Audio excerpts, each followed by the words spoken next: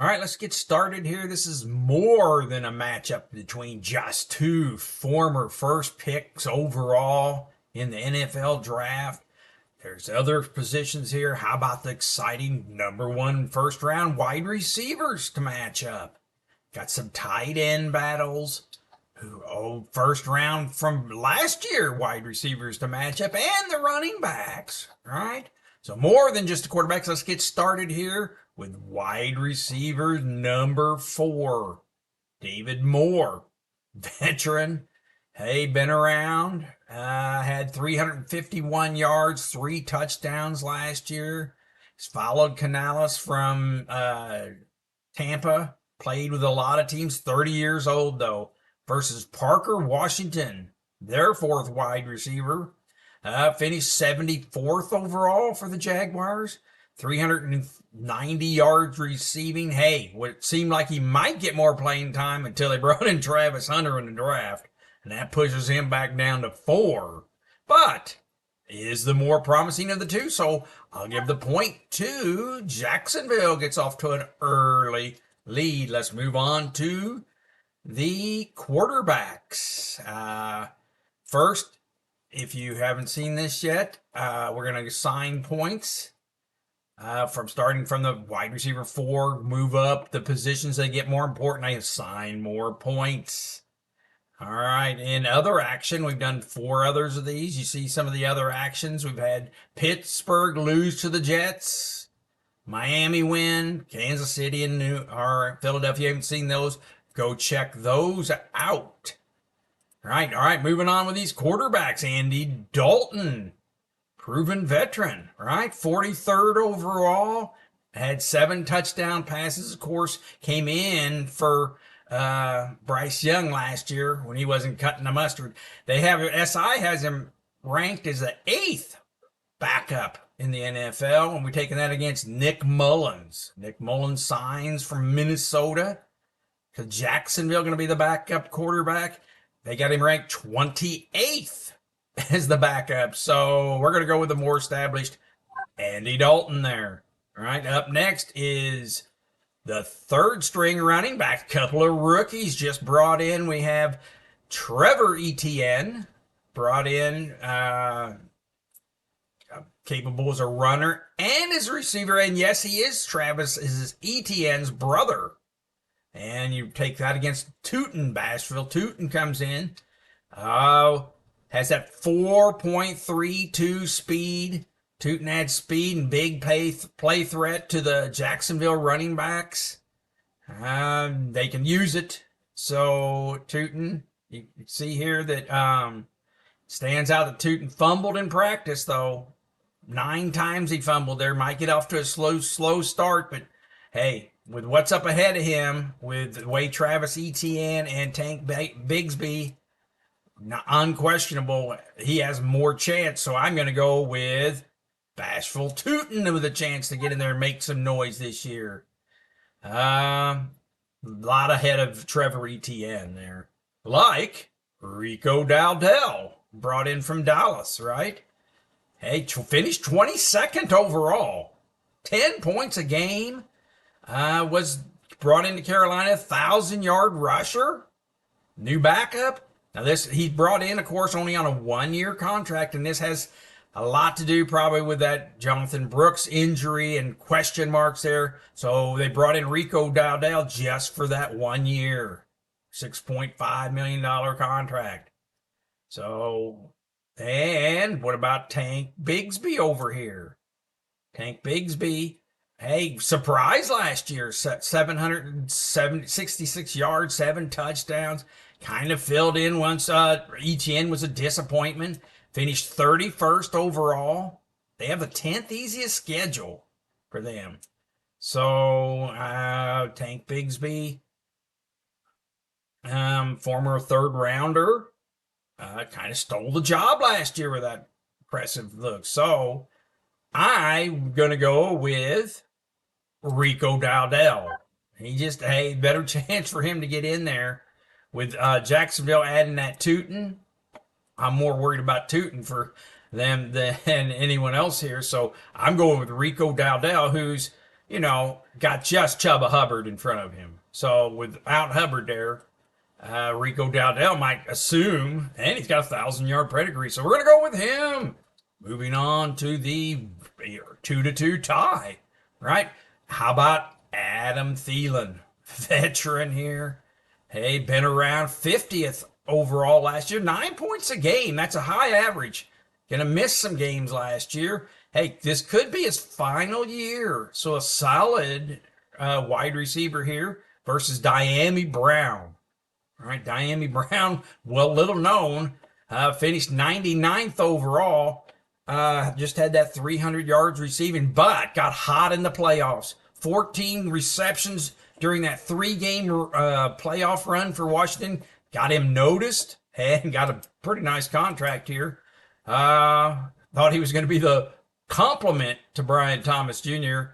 and signed him to a 1-year, $10 million contract. That's all before they brought in Travis Hunter. So, hey, down things. So I'm looking for Adam Thielen. Going to get the nod here in his final year. Let's move on to wide receivers number 2 here.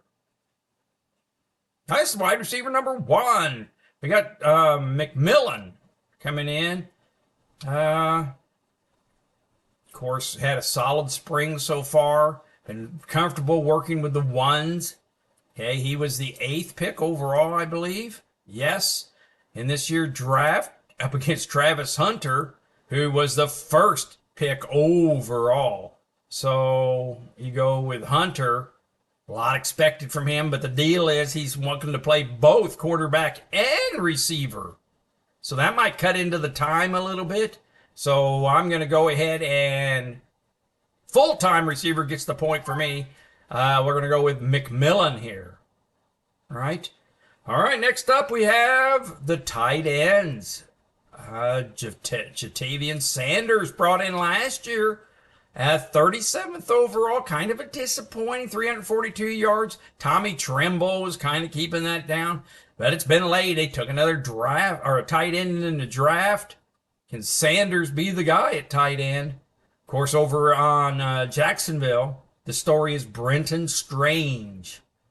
All right, did 30th overall, did enough last year, 411 yards, 2 touchdowns, showed enough promise that they were able to get rid of Evan Ingram, and then that had Strange in their back pocket. So Strange is going to be elevated to the number 1 spot, and Jacksonville can probably throw a little bit better. So I'm going to go with Strange as the better of the 2.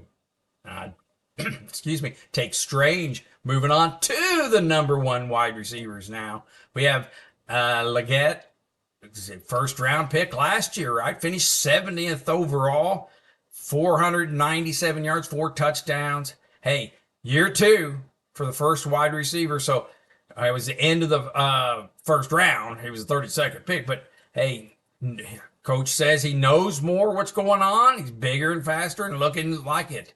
So that's up against Brian Thomas Jr. Everybody remembers him. 4th overall, 11.5 points a game, 1,282. Just broke out 10 touchdowns.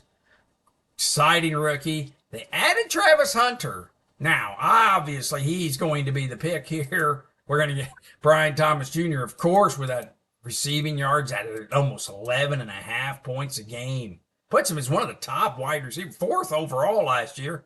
Comes in with his 32nd schedule, though. Right? And then Travis Hunter added. Hey, he's still going to be the pick, but maybe he won't have his best year as last year. So watch out for that. And we'll move on to the number 1 running backs. Of course, we got Chuba Hubbard over here. Finished 11th, 13.6 was kind of a value for you fantasy people who drafted him. 10 touchdowns last year. Ranked 8th in rushing yards, but 42nd in receiving yards for running backs. So he can improve that receiving game a little bit, and going up against big disappointment in Travis Etienne. Finished 38th overall. Got benched pretty well. Tank Bigsby came on to take over for him. But he is entering the final year of his contract, supposedly looking hungry in OTAs. looking like he's coming back. We're going to go with Hubbard. Hubbard's the pick, setting us up for the showdown here. Those two. Whoops. We're going to take, go into the showdown between those first picks overall. Bryce Young, all right, 20th last year through longevity, right? 12.7, meaning he played, well, he got benched early. Didn't play all the games, 2,400 yards.